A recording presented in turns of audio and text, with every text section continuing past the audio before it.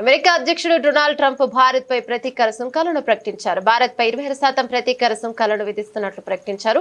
Trump సుంకాల ప్రభావం గురువారం భారత స్టాక్ మార్కెట్లపై తీవ్ర ప్రభావం పడింది. దాంతో మార్కెట్లు నష్టం మొదలయ్యాయి.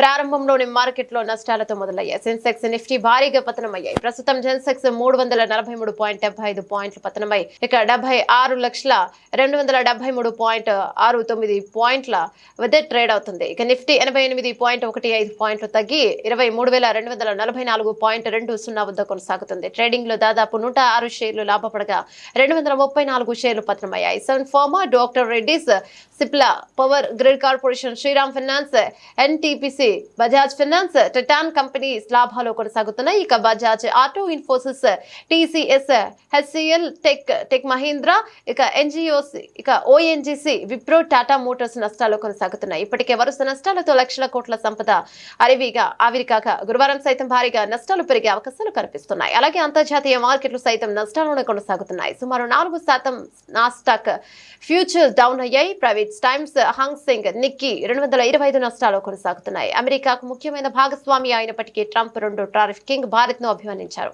ఇక ట్రంప్ నిర్ణయం 50% బేసిస్ పాయింట్లకు పైగా ప్రభావితం చేయగలదని అంతర్జాతీయ బ్రోకింగ్ సంస్థ మాక్వేరీ పేర్కొంది. 26% సుంకం భారతదేశ జీడీపీపై 30 బిలియన్ల మేర ప్రభావం చూపడమే అవకాశం ఉందని పేర్కొంది. 2025 క్యాలెండర్ ఇయర్ చివరి నాటికి భారత్ కలిగి ఉంటే $4.3 ట్రిలియన్ జీడీపీలో దాదాపు 0.7% ఉంటుందని ఐఎంఎఫ్ పేర్కొంది.